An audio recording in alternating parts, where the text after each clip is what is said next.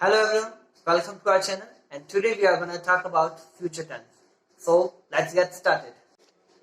आज हम बात करने वाले हैं फ्यूचर के तीन पार्ट्स की, फ्यूचर इंडेफिनिट, फ्यूचर कॉन्टिन्यूस और फ्यूचर परफेक्ट।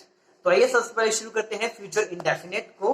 तो अभी आप स्क्रीन पे देख रहे होंगे मैंने लिखा फ्यूचर इंडेफिनिट, जिसमें मेन वर्ब की फर्स्ट फॉर्म यानी कि प्लूरल फॉर्म का यूज होता है, वर्ब की फर्स्ट फॉर्म का यूज होता है और उसके बाद हम हेल्पिंग वर्ब जो इसमें यूज करते हैं वो हम यूज करते हैं विल और शैल। शैल का हम यूज करते हैं आई और वी इन दो सब्जेक्ट्स के साथ, और विल का हम यूज करते हैं ही, शी, इट, यू, दे या किसी भी सिंगुलर नाउन के साथ। तो इसमें वर्ब की फर्स्ट फॉर्म का यूज इसलिए होता है क्योंकि विल और शैल एक मॉडल्स भी हैं और मॉडल्स के बाद हमेशा हम वर्ब की फर्स्ट फॉर्म का इस्तेमाल करते हैं। तो चलिए आगे देखते हैं, आगे चलते हैं। आगे हम इनके सिंटैक्स देखते हैं कि सबसे पहले सब्जेक्ट रहेगा, उसके बाद हेल्पिंग वर्ब यानी कि विल और शैल सब्जेक्ट के अकॉर्डिंग। अगर सब्जेक्ट आई और वी है तो शैल, अगर कोई और सब्जेक्ट है तो विल और उस पर वर्ब का फर्स्ट फॉर्म और फिर ऑब्जेक्ट, ये अफर्मेटिव। नेगेटिव में हेल्पिंग वर्ब और मेन वर्ब के बीच में नॉट आ जाएगा, subject will shall plus not plus verb का first form plus object. Interrogative में हेल्पिंग वर्ब आगे आ जाएगा यानी कि विल और शैल आगे, फिर सब्जेक्ट, फिर वर्ब का फर्स्ट फॉर्म, फिर ऑब्जेक्ट और फिर इंटेरोगेटिव साइन। और इंटेरोगेटिव नेगेटिव में विल और शैल आगे रहेगा, फिर सब्जेक्ट और फिर नॉट और फिर वर्ब का फर्स्ट फॉर्म और फिर ऑब्जेक्ट। ये इसका सिंटैक्स है। तो सिंटैक्स से अभी आप फैमिलियर हो चुके होंगे, हमने इतने सिंटैक्सेस किए हैं तो अभी आप फैमिलियर हो चुके होंगे कि सब्जेक्ट की एक सिंटैक्स में पहले सब्जेक्ट रहेगा, फिर हेल्पिंग वर्ब अगर है तो, फिर मेन वर्ब और फिर ऑब्जेक्ट, और इंटेरोगेटिव में हेल्पिंग वर्ब आगे आ जाएगी और नेगेटिव में नॉट जुड़ जाएगा। तो चलिए आगे चलते हैं। आगे हम देखने वाले यूज की फ्यूचर इंडेफिनिट का यूज कहां होता है। बजाय इसके हम ये देखें फ्यूचर इंडेफिनिट का यूज कहां होता है, ये एक पार्ट है इंग्लिश का कि फ्यूचर इंडेफिनिट भी इस्तेमाल किया जाता है फ्यूचर को बताने के लिए। तो और कौन कौन से टेंस हम यूज कर सकते हैं, तो मैंने लिखा ways to talk about future. Future के बारे में बात करने के लिए हम क्या यूज करते हैं, प्रेजेंट इंडेफिनिट, जो हमने अपनी फर्स्ट क्लास में देखा था, present indefinite once for all में, कि जैसे एक एग्जांपल लिया हमने, he joins the party next year, वो अगले साल पार्टी ज्वाइन करेंगे। तो ये हम प्रेजेंट इंडेफिनिट में भी यूज कर सकते हैं। उसका फ्यूचर इंडेफिनिट में जैसे यही जो हम अभी कर रहे हैं, he will join the party next year. उसके बाद प्रेजेंट बताने के लिए हम प्रेजेंट कंटिन्यूस का भी यूज करते हैं, जैसे she is coming next month, वो अगले महीने आ रही है। और ऐसा हम हिंदी में भी तो बोलते हैं ना यार, ऐसा तो ऐसा हो रहा है, वो अगले महीने आ रही है या वो कल आ रही है। तो next example future continuous, next type में फ्यूचर कंटिन्यूस का भी यूज करते हैं, she will be coming next month, वो कल आ रही, वो अगले हफ्ते, वो अगले महीने आ रही होगी, वो अगले हफ्ते आ रही, वो अगले महीने आ रही है और वो अगले महीने आ रही होगी। ये फर्क है फ्यूचर कंटिन्यूस और फ्यूचर और प्रेजेंट कंटिन्यूस में, और ऐसा हम हिंदी और इंग्लिश दोनों में इस्तेमाल करते हैं। तो चलिए आगे चलते हैं। आगे बात करें प्रेजेंट फ्यूचर इंडेफिनिट की, तो in a principal clause of conditional sentence, देखिए हमारे पास कंडीशनल सेंटेंस है यानी कि एक स्थिति है, कंडीशन है कि अगर ये होगा तो ये होगा, अगर ये नहीं होगा तो ये भी नहीं होगा। ये होते हैं शर्त सूचक वाक्य यानी कि कंडीशनल सेंटेंसेस। इसमें वो वाले सेंटेंस जो अपने आप में कंप्लीट मीनिंग देते हैं उनको हम प्रिंसिपल क्लॉज बोलते हैं, उनके साथ हम यूज करेंगे फ्यूचर इंडेफिनिट। और दूसरे टाइप जो दूसरा क्लॉज बचेगा उसके साथ हम यूज करेंगे प्रेजेंट इंडेफिनिट। तो चलिए कुछ एग्जांपल देते हैं, जैसे I shall buy a camera stand when the lockdown ends। दोनों ही जो घटनाएं हैं वो फ्यूचर की हैं कि आज जब लॉकडाउन खत्म होगा वो भी फ्यूचर में होगा, और मैं एक कैमरा स्टैंड लूंगा वो भी फ्यूचर का सेंटेंस है। दोनों ही फ्यूचर के हैं, लेकिन जहां पे कंडीशन है when the lockdown ends, जब लॉकडाउन खत्म होगा, ये कंडीशन है जब लॉकडाउन खत्म होगा, तो उसको मैं रखूंगा प्रेजेंट इंडेफिनिट में। और I shall buy a camera stand, ये अपने आप में कंप्लीट सेंस देता है सेंटेंस, तो इसे मैं रखूंगा फ्यूचर इंडेफिनिट में।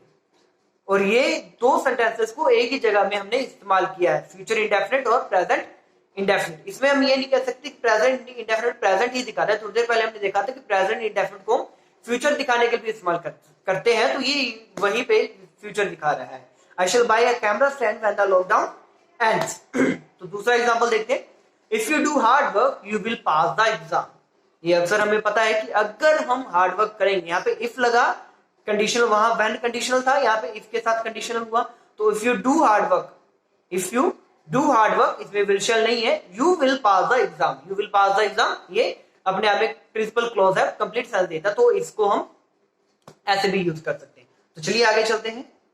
आगे बात करने वाले हैं फ्यूचर कॉन्टिन्यूस की। फ्यूचर कॉन्टिन्यूस में मेन वर्ब लेंगे वर्ब की फोर्थ फॉर्म यानी कि वर्ब की first form plus ING, verb की चौथी फॉर्म यानी कि वर्ब का आईएनजी वाला रूप, और हेल्पिंग वर्ब लेंगे विल और शैल, और उसके बाद बी।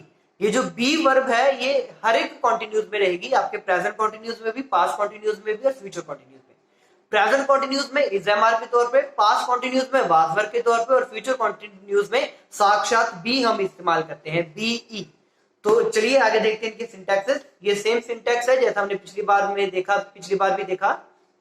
सब्जेक्ट है, विल शैल है, फिर बी है, फिर वर्ब का फोर्थ फॉर्म है, फिर ऑब्जेक्ट है, यानी कि helping verb will shall be के साथ। उसके बाद इसमें एक चीज ध्यान रखिएगा, जब बी लग जाता है सेंटेंस में, बी और मेन वर्ब ये दोनों एक दूसरे के साथ रहेंगे, यानी बिल्कुल मोटू पतलू की जोड़ी है, ये कभी नहीं टूटेगी। ये जय और वीरू है, बी और वर्ब मेन वर्ब का फोर्थ फॉर्म हमेशा साथ रहेंगे। तो subject will shall not be verb का फोर्थ फॉर्म, नेगेटिव में, इंटरोगेटिव में विल शैल यानी कि हेल्पिंग वर्ब आगे, फिर सब्जेक्ट, फिर बी, फिर मेन वर्ब का फोर्थ फॉर्म, और फिर ऑब्जेक्ट, और फिर इंटरोगेटिव साइन। इंटरोगेटिव में, इंटरोगेटिव नेगेटिव में हेल्पिंग वर्ब आगे, सब्जेक्ट के बाद नॉट, फिर बी और फोर्थ फॉर्म इकट्ठा, और फिर ऑब्जेक्ट और क्वेश्चन मार्क। तो चलिए आगे इसके कुछ यूजेस देखते हैं अभी हम।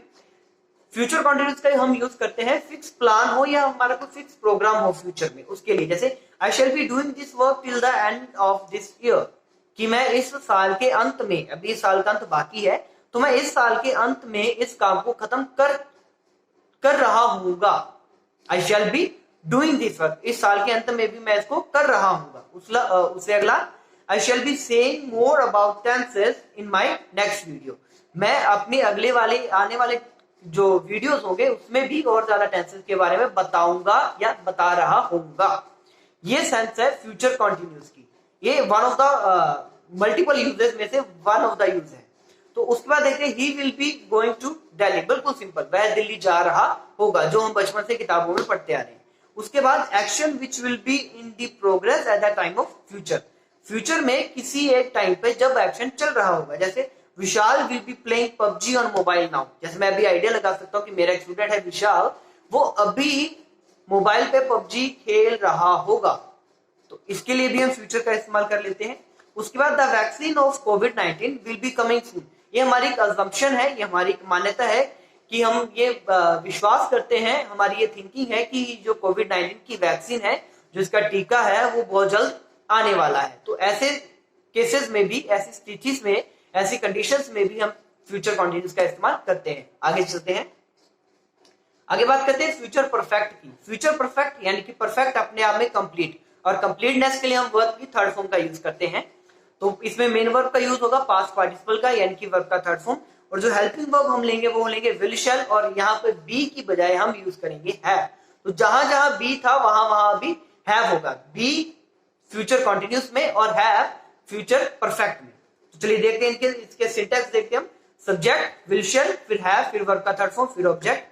नेगेटिव में सब्जेक्ट विल शैल नॉट, फिर हैव, फिर वर्ब का थर्ड फॉर्म, फिर ऑब्जेक्ट।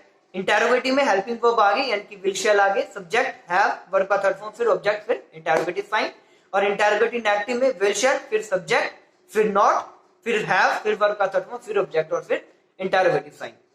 तो सिंटैक्स में मुझे लगता है आपको भी ज्यादा प्रॉब्लम्स नहीं रहेंगी। तो चलिए आगे चलते हैं इनकी यूजेस पे। Action will be completed in future, कोई एक्शन अभी फ्यूचर में कंप्लीट हो जाएगा। मैं एक आइडिया लगा रहा हूं कि यार मैं इस टाइम तक ये काम फ्यूचर में कर लूंगा। जैसे कि आइडिया है कि मैं इस साल के आखिरी तक यानी कि दिसंबर तक 500 वीडियोस यूट्यूब पे अपलोड कर दूंगा। So I shall have uploaded 500 videos by the end of this year. Future की बात है, परफेक्ट है, मैं कर दूंगा, मैं सोच रहा हूं ऐसा। Next, N assumption related with past, कुछ ऐसी अजम्पशन, कुछ ऐसी मान्यता जो कि पास्ट से रिलेटेड हो। जैसे कि you will have watched Avengers end game, मैं एक आइडिया लगा रहा हूं, मैं किसी से पूछ रहा हूं कि भाई तूने अवेंजर्स एंड गेम देख ली होगी ना, अवेंजर्स एंड गेम तो तू देख चुके होगी। तो ये पास्ट में आइडिया लगाने के लिए भी हम फ्यूचर परफेक्ट का यूज करते हैं, और ये है इंग्लिश की ब्यूटी।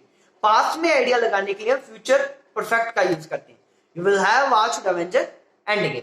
तो आगे चलते हैं, two action happening in the future, दो एक्शन फ्यूचर में हो रहे हैं एक ही टाइम पे, जिसमें पहले एक्शन को हम रखेंगे फ्यूचर परफेक्ट में, और जो दूसरा एक्शन उसको हम रखेंगे प्रेजेंट इंडेफिनिट में। ये बिल्कुल वैसे ही है जैसे हमने पास्ट के केस में किया था, दो एक्शन पास्ट में हो रहे हैं, एक एक्शन को हमने रखा था जो पहले हुआ था पास्ट परफेक्ट में और दूसरे को रखा था पास्ट इंडेफिनिट में। वैसे ही फ्यूचर में अगर दो एक्शन हो रहे हैं एक साथ तो पहले एक्शन को रखेंगे फ्यूचर परफेक्ट में और दूसरे एक्शन को रखेंगे हम प्रेजेंट इंडेफिनिट में। यहाँ पे हम प्रेजेंट इंडेफिनिट इसलिए रखेंगे क्योंकि प्रेजेंट इंडेफिनिट भी हमारा फ्यूचर दिखाता है और ये हमने पहले प्रेजेंट इंडेफिनिट के लेक्चर में समझा था।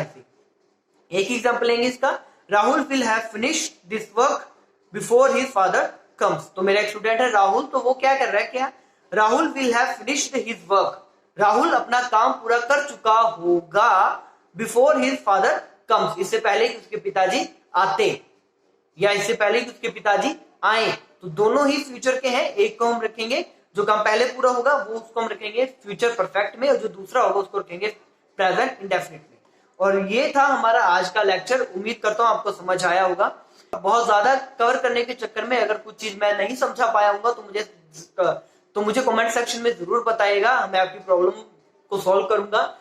और ऐसे वीडियोस आने वाले टाइम में देखने के लिए हमारे चैनल को सब्सक्राइब कीजिएगा, वीडियो को लाइक और शेयर जरूर कीजिएगा, अपने साथियों के साथ शेयर कीजिएगा और ऐसे ही हम लोग मिलकर सीखते रहेंगे। धन्यवाद, जय हिंद।